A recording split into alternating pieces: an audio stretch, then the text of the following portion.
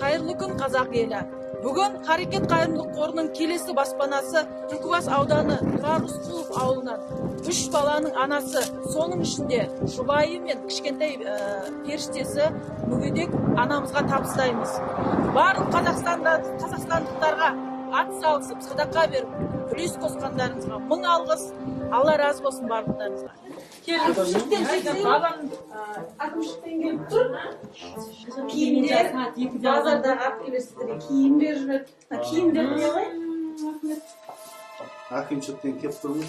Жағдайымыз дұрыс қайтарып келіп, балаларға кішкене қыстыр киім, анау әкеліп, балалардың көңілін көтеріп қояқ деп. Арына әпкеге рахмет. О, қалай сабағың болып отырсың ма? Иә.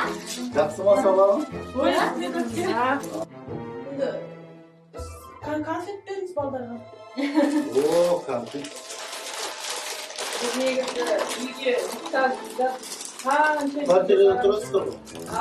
Квартирада тұрасыздар ғой? Иә, квартирада 10 жылдан бері. Кел. Рахмет. Неше төлейсіздер ғой? Құрама квартирада? 25 кредиттер көтерді ғой өткенде айтқанда бізге. Қымбат атамыз бар. О!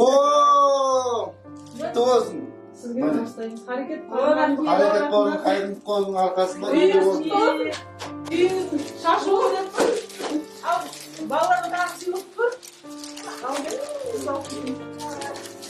Ал баспанаңыз құтты болсын. Міне Құдайдың арқасында, жақсы адамдардың арқасында, Харекет қорының арқасында бүгін үйлі болып жатсыз. Әрине сіздердің арқаларыңыздың бәрі.